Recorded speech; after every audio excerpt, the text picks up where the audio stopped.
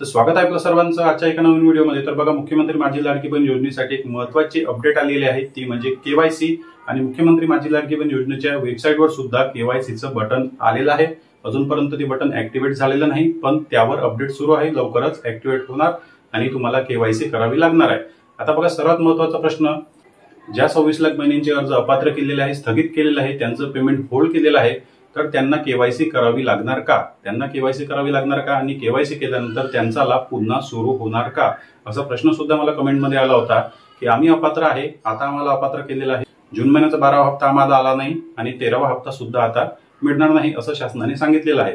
मग आम्ही जर केवायसी केली तर आम्ही पात्र होऊ का, किंवा आम्हाला सुद्धा आता केवायसी करावी लागेल का? तर बघा, या प्रश्नाचं उत्तर मी तुम्हाला या व्हिडिओमध्ये देणार आहे। चॅनलवर नवीन असाल तर व्हिडिओला लाईक आणि चॅनलला सबस्क्राईब नक्की करा।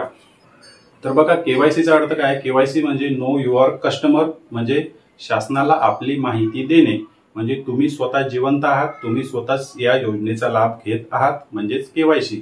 म्हणजे हा व्यक्ती जिवंत आहे आणि हा व्यक्ती या योजनेचा लाभ घेण्यासाठी पात्र आहे, त्याच व्यक्तीचे स्वतःचेच हे सर्व डॉक्युमेंट त्यांनी अपलोड केलेले आहे आणि स्वतःची ओळख शासनाच्या वेबसाईटवर पटवलेली आहे, म्हणजेच केवायसी। तर बघा, पूर्णच 2,50,00,000 बहिणींना केवायसी करावी लागणार आहे। जरीही तुमचं नाव या 26 लाख बहिणीमध्ये असेल आणि तुम्हाला जरी अपात्र केलं असेल तरीही तुम्हाला केवायसी ऍक्टिव्हेट तुमची करून ठेवायची आहे। कारण बघा, आता बघा, तुमच्या जे काही अर्ज आहेत, तुमचे जे काही अर्ज आहेत त्या अर्जावर पडताळणी होणार आहे। त्या अर्जावर पडताळणी झाल्यानंतरच तुमचा लाभ सुरू केला जाणार आहे। बघा, 26 लाख बहिणीमधून जवळपास 80% बहिणी जे आहे ते पात्र होणार आहे, कारण त्यांचे अर्ज जे आहे ते राशन कार्डवरून स्थगित केलेले आहे। तर राशन कार्डवरून जवळपास 70 ते 80% बहिणी ऑटोमॅटिक पात्र निघणारच आहे या पडताळणी किंवा चौकशीमध्ये।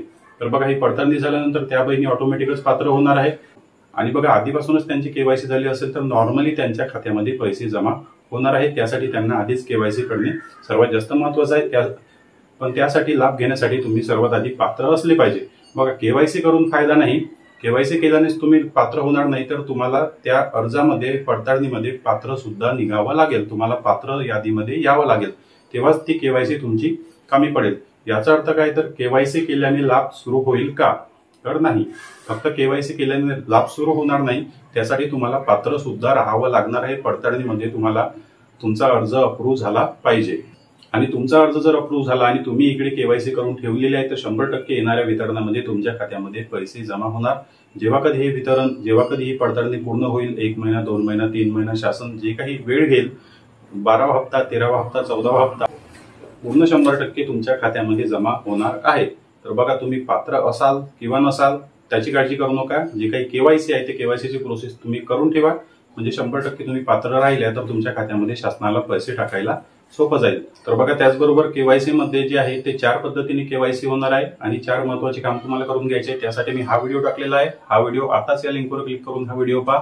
कोणते 4 महत्त्वाचे मुद्दे आणि कोणते 4 महत्त्वाच्या पद्धतीने ही केवायसी होणार आहे आणि काय काम तुम्हाला करून घ्यायचे या व्हिडिओमध्ये मी सांगितलेलं आहे। आता लगेच या व्हिडिओवर क्लिक करा आणि व्हिडिओ पाहून घ्या। चॅनलवर नवीन असाल तर व्हिडिओला लाईक आणि चॅनलला सबस्क्राईब नक्की करा। भेटूया नेक्स्ट व्हिडिओमध्ये। धन्यवाद।